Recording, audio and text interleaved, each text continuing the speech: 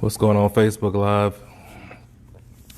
As I promised, I said I was going to go live around 6:30 and go ahead and speak on about Mr. George Floyd.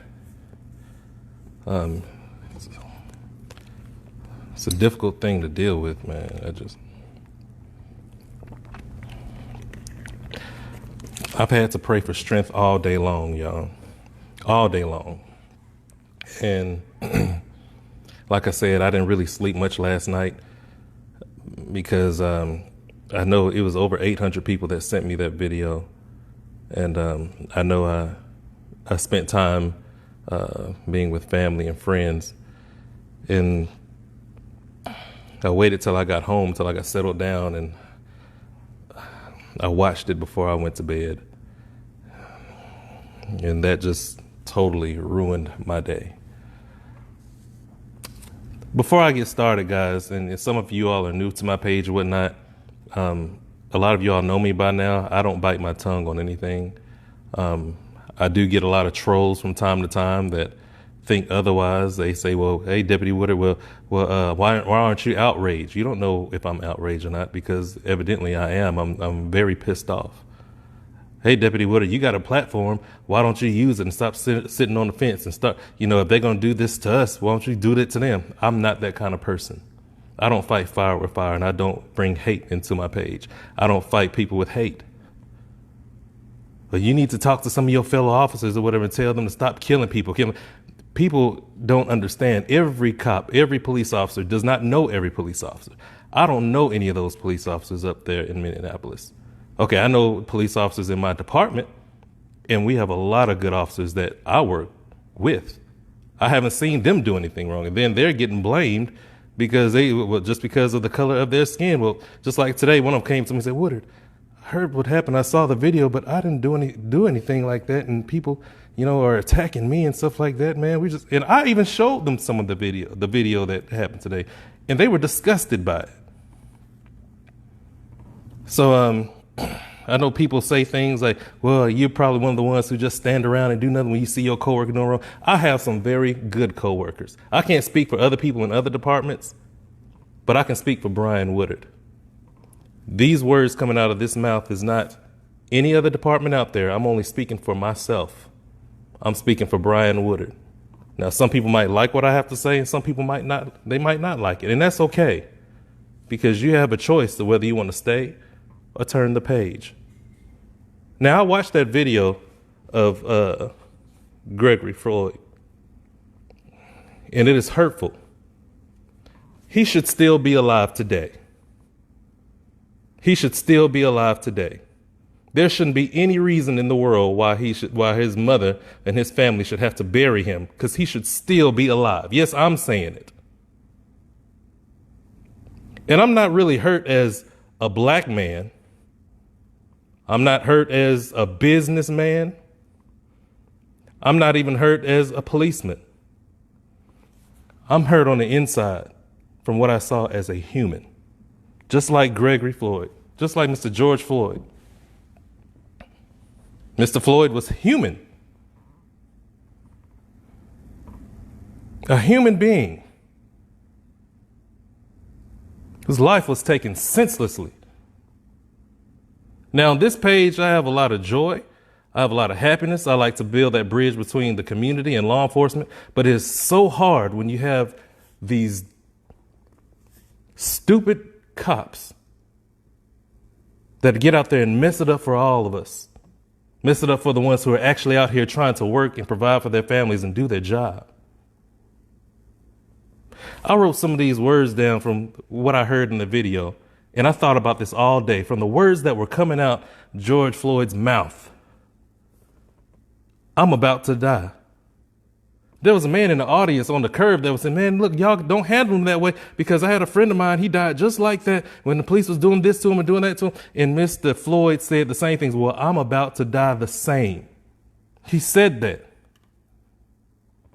He also said, I can't breathe. My face. Just get up. I can't breathe. Please, your knee is in my neck. And then to hear a grown man, knowing that he's helpless, call for his mother. Mama, mama. And some of you ladies who have children, you know how hard it is when you know your child is in need or if they're hurt and they're calling your name and sometimes you might not get to them right away. It does something to you on the inside. He also said, my stomach hurts, my neck hurts, everything hurts. Look at the video. These are the words that are coming out of this man's mouth on the ground. Please, please, officer. Please, please. I can't breathe, officer. I believe his last words were, I cannot breathe. Do you know how hard it is to try to continue to try to bring peace and love in a community when you still have a lot of rotten apples and bad apples? It is very hard. And I'm going to say it. Some people do not need to be in law enforcement. It's an embarrassment. But I'm not worried because God is going to deal with those. God is going to definitely deal with those. And then the crazy officer that's standing out there looking stupid in the middle of the street. Yes, I said it, looking stupid at the people. They're telling him, look what you're doing. You're hurting him. He can't breathe. And the thing that comes out of his mouth is, oh, well, that's what you shouldn't do. Don't do drugs. I don't care what kind of drugs this man was doing. I don't even know if he was actually on drugs or not. I don't care. But if he was on drugs, I don't care if he was doing crack. I don't care if he was shooting up. I don't care if he was even smoking weed or snorting cocaine. Does that mean that his life is worthless? No, it does not. Does that mean he's less of a person because he's made mistakes or he has something in the system? No, it does not. People act like they get so high and mighty that they forget where they come from. There's a lot of people who have crazy problems in their family too, like drug. I have them in my family. Do I have people who have smoked crack in my family? Yes, I have.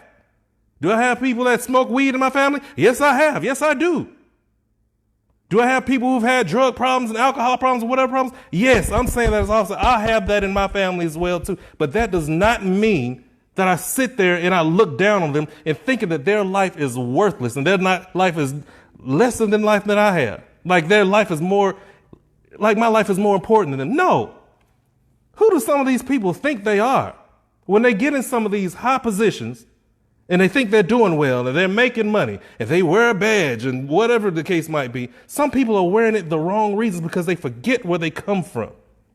Our job is to serve and protect the community. That's what we're supposed to do. And a lot of people that get in these offices or get in these positions, they forget that. They act like their life is just petty. I don't care what this man was on. They can say whatever. I don't care if they said he was on sandpaper. He was still loved by somebody. He was still loved by somebody, y'all. From what I saw and what I showed some of my officers that I'm friends with and that I work with, when they saw the video today, even of the opposite race, even the white, they said, Woodard, that's just plain murder. Why would they do that? Yes, it is. Plain murder. Plain murder. What I saw in that video, guys, was disturbing. A lot of people don't know this, but coming up as a young teenager, I used to work in a funeral home. And thank you and kudos to John Beckwith, who owns the Golden Gate Funeral Home in Dallas, Texas. He took me up under his wing. And back when I used to work the morgue at a young age, I've seen people come in there all kinds of ways, cut up, shot up, dead, cancered out, whatever the case might be. That man's eyes got really big in that camera while he was laying on the ground, just like this, and then they relaxed. He died at the scene. He died at the scene. He took his last breath on Facebook Live. Could you imagine how his family feels if his family saw that? They saw it. And there's nothing they could do about it right then and there. Minutes went by. This officer still has his knee inside this man's neck. Do you know how hard concrete is in the street and you're putting your body weight on it? More time went by. He still has his knee in this man's neck. The paramedics even get there. The paramedics get there. He still has his knee in this man's neck. You even see a paramedic come and check his pulse. This officer's foot or knee is still in this man's neck, y'all. The only time he gets up is when they pick up his lifeless body. Death had already settled in and taken over. And of course, none of those people out there were doctors, because anybody knows, even if you die at some scenes, you still get pronounced dead at the hospital. A doctor has to pronounce you dead. I saw death right there because I've seen death at a young age and as a police officer. But I've seen it first when I was younger. I know how death looks in the face. And what's so disturbing about it is there are people that wanted to help. Don't get me wrong. People on the sidewalk tell, hey, look at them. They're telling this officer that, and you still have your dumb behind with your knee in this guy's neck while he's lifeless on the ground. So already gone. Death is already taken over. But it's sad that people wanted to go ahead and help and they couldn't. They could not help because they were afraid. That officer took his mace out. Hey, get back there. It's just like a spider catching his lunch. You better not come near it, or a dog getting his lunch. If you come near what the dog already has in his mouth, guess what? He's going to growl at you. I've seen a lot of stuff on Facebook. I've seen a lot of stuff in the street. I've dealt with a lot of stuff throughout my whole life, but I have never seen something so heinous just like that. So demonic. And like I said, I don't care what that man has done. When you have your hands behind your back and your face down, ladies and gentlemen, you can pass out and not wake up. We learned that in the academy. It's called positional asphyxiation. Positional asphyxia. For those who are police officers on this page, corrections officer, especially corrections, jailers, people who's working prisons, prison guards, you all learned about positional asphyxiation because I taught it. I ran the academy when I worked for the state jail. I used to be a correctional officer as well. We had a whole course talking about positional asphyxiation. Because when you're face down and your arms are behind your back, your chest, your rib cage, your lungs need to expand so you can breathe. But by you being combined and bound and face down with your hands behind your back, it's hard to get oxygen. It's hard for your lungs to expand. So one thing that we've always learned, and I learned it myself, if you ever get a criminal, if you catch him, if you put him down and handcuff him and he's detained, roll him over to his side so positional asphyxiation will not occur. It says the same thing. Every book, if you get into combat with somebody or a fight, when you take him to the ground and place him on the ground, place hand restraints on him, which are handcuffs, roll him over to his side so positional asphyxiation will not occur. Even if he's combative or he's fighting or whatever the case might be, if you have care, custody, and control of that person, he's already restrained, roll him over to his side or put him on his behind so positional asphyxiation will not occur. Look it up. That's something that you should know. That's something that those officers should have known. Positional asphyxiation, there it is right there, guys. Google it. Is a form of asphyxia, which occurs when someone's position prevents the person from breathing adequately. Positional asphyxia may be a factor for people who die suddenly in a hogtie restraint, either by police or prisons or correctional officers, military or healthcare. That's one of the reasons why you don't see police officers and law enforcement agencies. Remember back in the day, they used to hog tie people, put their hands behind their back, and if they're combative, they tie their legs up behind their back with it too. You can't do that anymore because people kept passing away. It's called positional asphyxiation. Look it up. And the other part about it, you have officers there that know this. That makes it so bad for all of us. And you know this. And that crazy officer just standing there looking stupid knows this. And you think it's okay. It's not okay. All these officers out here trying their best to be all that they can be and work hard and take care of their family and have to come back and deal with this. And I say that because I deal with it. I'm not one of those kind of officers. I treat people with dignity and respect. And I do teach at the academy from time to time. And when I don't care what subject I teach at the academy, I tell the cadets all the time, remember, if there's anything that you must do or that you must not forget, is always remain humble, because there's somebody's mother you're dealing with, somebody's brother you're dealing with, somebody's uncle, somebody's cousin, somebody's son, somebody's daughter, whatever. Somebody loves that person who you're dealing with. It's important to be humble all the time. And it's sad that even when I was pulling people over from time to time, some people, they got relaxed when they saw me.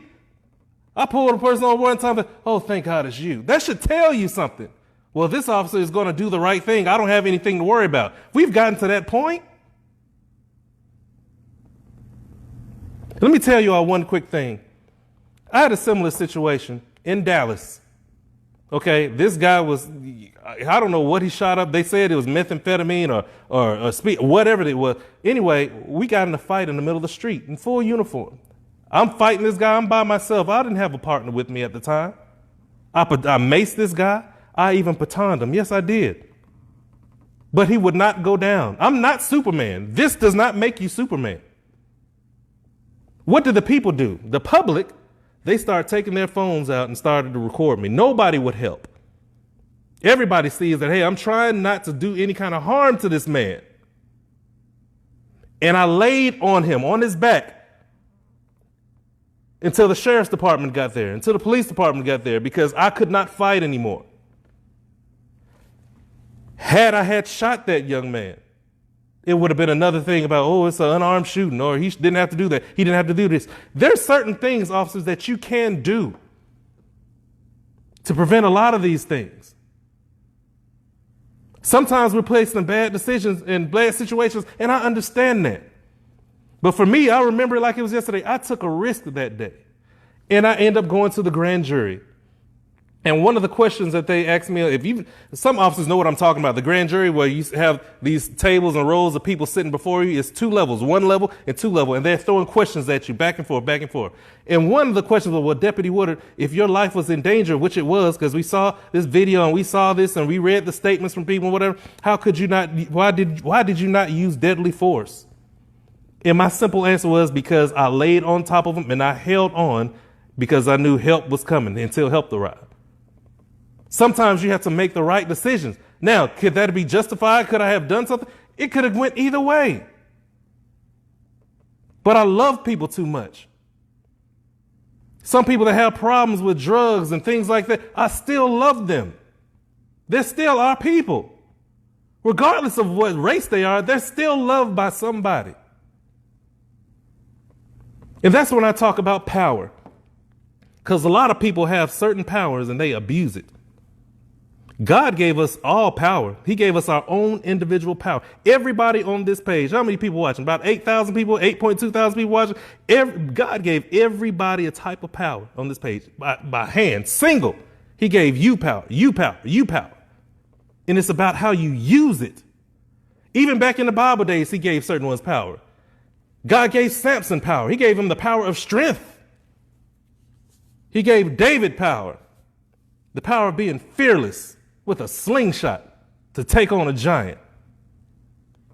He gave Noah the power of obedience and do what I say, because he built that ark and he listened. God gave Moses power in a staff to divide the Red Sea. That's unimaginable. God even gave his son power to come down here and die on the cross for you. He even gave him power to raise the dead, to raise Lazarus, to make the blind man see, to turn water into wine, to die for you, so because he loved you that much. A lot of people don't know what to do with the power that they have. Even nowadays in time, you got Martin Luther King, when he marched, God gave him the power of speech to bring people together in a good voice. Pure love. Nonviolence. He gave him that power, because some people can't hold on. They just want to be violent, violent, violent. And I understand how some people feel. You go down the list. Gave the president power of state, power over America, power to make this decision, power of that decision. Governors, mayors, elected officials. He gave them power to make certain decisions for powerful people.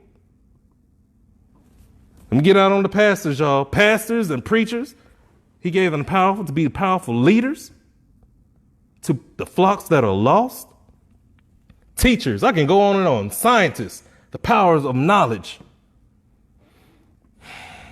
People who work in restaurants, cooks, chefs, gave them the power to put a lot of things together that we wouldn't think of just to make it taste good.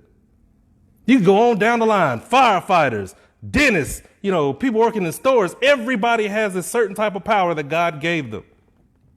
And then we come down to what the situation is now with police officers. God gave us power too. Blessed are the peacemakers. He gave us the power to not be afraid, but to put our life on the line. He also gave us the power of arrest and authority to keep people safe. But some of those powers that some of these officers have, they're abusing it. The kind of power that God gives each and every one of us, we could do two things, one or two things. We could either use it the way He intended us to use it, or we can abuse it. And when you abuse it, it causes people to hurt. It causes destruction. It causes sadness. It causes pain, because the power He gave you is powerful.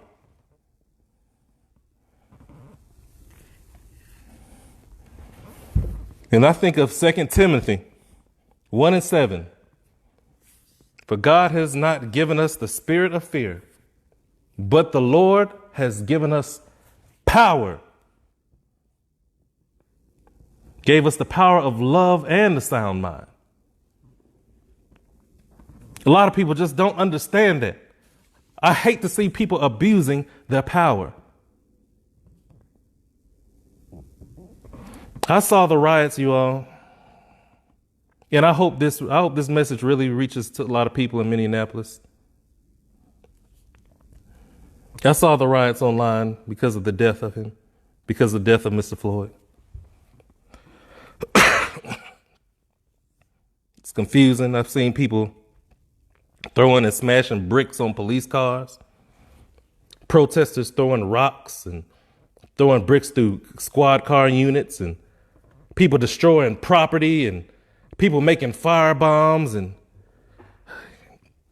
you all listen, that is not the type of power that God gave you. He didn't give you that type of power. He did not give you the power of hate. I know you're struggling. I know you're mad because I'm mad. I know you're upset. And to add on to that, people have been around sitting at home due to COVID-19, sitting in the house all day long, wanting to go outside. You've already been frustrated. You already got a lot of agitation in you. I understand that.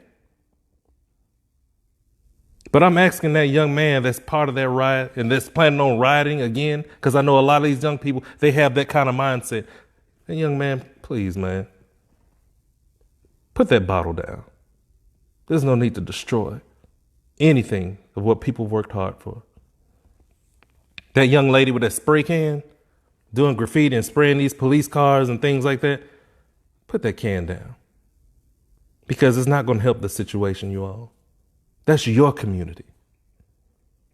To my brothers and sisters, don't destroy their own buildings. Don't destroy your own places of worship. Don't destroy your own stores. Don't destroy your community. Because when you bring hate into it, not only does it affect you, because you don't see it right now, but it affects other people. Prime example, now that you have rioted and let's say you destroyed everything and you destroyed the stores, you destroyed this and destroyed that. Well, did you think about your senior citizens? Think about grandma. Grandma is a diabetic. She needs to go to the store to get her insulin so she can live. And she can't do that anymore because it's destroyed by looters and protesters and people acting crazy and destroying the businesses. She shouldn't have to suffer, y'all. There's single moms out there. Single moms are very powerful. They hold it together. They can make two ends meet from time to time. It's hard, but I know the struggle is real. but they still need clothes and diapers to feed their children, for food, and they need to clothe them and bathe them. They need soap. They need utilities. They need things that they have to get from the store to take care of their kids. But they won't be able to do that if you destroy your community. They will have to go way yonder to go to another store, or way yonder to go to get this. And some people don't have vehicles, y'all. Everybody is not blessed like everybody else. You're only hurting yourself. So I ask you guys, and there's a lot of celebrities that I know around that's been on my page before too, use your platform to help me bring love back. Because it's so hard to try to bring people together. Some people have positive platforms that they can use for the good. If God gave you that type of power, use it for the good. I've called out certain people that I know are good celebrities. I know it's not in scandals all the time. Just like when I said Ellen DeGeneres last time, use your platform to help these people. Steve Harvey, use your platform to help these young men and women. These are people who I'm calling out that do an excellent job, and I commend them. But it's times like this, we need to come together more than ever. Do not allow yourself to let the devil use you guys. Because if there's anybody frustrated, or if there's anybody that's hurting right now, or if there's anybody that's mad that needs us right now, is George Floyd's family. They need us. Don't get so caught up in rioting and getting frustrated and things like that, which I know that's the human part of you. Somebody's still sad back there. Somebody still needs you. Somebody still needs to be sad. They wish they had their child back. They wish they had their family member back. They don't have them anymore. They need us. There's some people out there that, like I said before, that really don't need to be police officers because they don't know what it feels like to serve. We can wear a badge all day long. But if you don't have a heart up under that badge, then you need to get out. It's not the career for you. You need to find something else to do because you're hurting us all. You're hurting us all. And you're hurting it for people like me that try hard to go ahead and try to help people, encourage people to overcome certain things like this. It makes it harder for me. And not only does it make it hard for me, I get challenged with it too, because I get hate mail because I'm a cop. I get this in there. I get this. Yeah, you just like that. No, I get all that. But if you don't have a heart up under this is not the career for you. And let me say this to some of these young folks out there. All cops are not the same, baby. All of us are not the same. I can't be blamed for what the other officer does or what another cop does. I can't be blamed for what a cop does way across the country, but I get blamed for it. I'm only human as well too, but all I can do is do the right thing. It shouldn't be to the point where we have to prove to you that, hey, we're the good guys. We need to start praying these demonic ones out.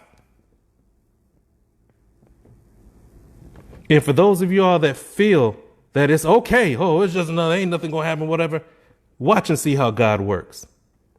There are people on this page right now that have no idea how it feels to lose someone who you love so much.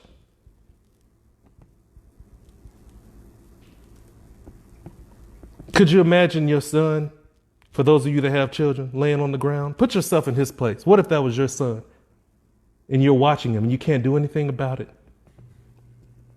What if it's your daughter and you're watching them and they're pleading, they're calling for your help, if there's nothing you can do and you want to go over there and save them, but you can't because you're afraid of retaliation. You think that, hey, you're going to be done the same way. For those of you all that would like to get a feeling of it, I want you to close your eyes right now for 30 seconds. And I want you to imagine somebody in your family or in your life that you cannot live without. And you put that person on the ground with somebody's knee in their neck and they're crying out to you that they can't breathe. And you sit there and you watch them pass away. Think of it as your family member. 30 seconds of silence. Just 30 seconds. Think about your family. Starting now.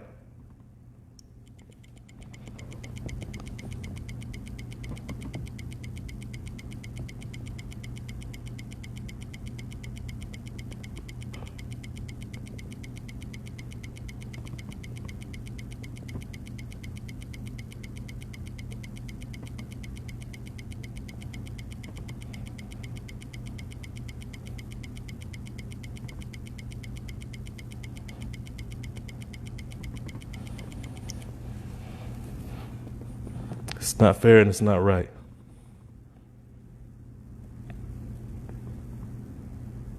You all continue to pray for his family and continue to use the power that God gave you for the good.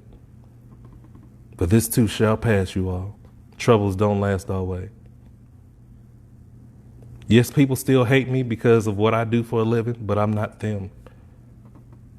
People dislike me because they feel that they should have chose a career path for me and they thought that I should be something else, but I'm not them. But even in this, I'm still going to be able to serve my community, and I will serve my community with respect and honor and integrity. There's a lot of great cops out here that don't get recognized for the great work that they do. All you see online is the destructions and killings. That's what they're feeding our minds with. Yes, it's bad, but sometimes can people get a break?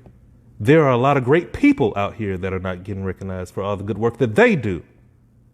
But they don't want to show you that. Their ratings go up when it's destruction and hate and harm.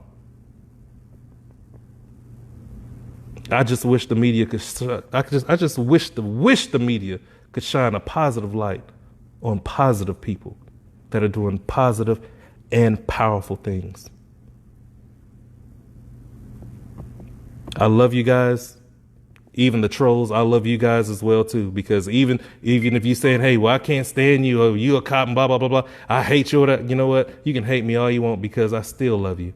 And if it came down to it, I'll still die for you. I'll still put my life on the line for you. Why? Because that's what I'm sworn to do. I don't pick and choose.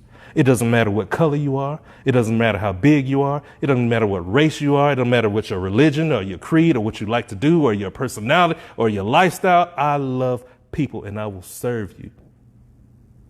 I took my oath seriously. That's why I always say I refuse to see hate live while love dies. I refuse to see hate live while love dies. I know the power that God gave me, and I know how to use it. Do you know how to use yours?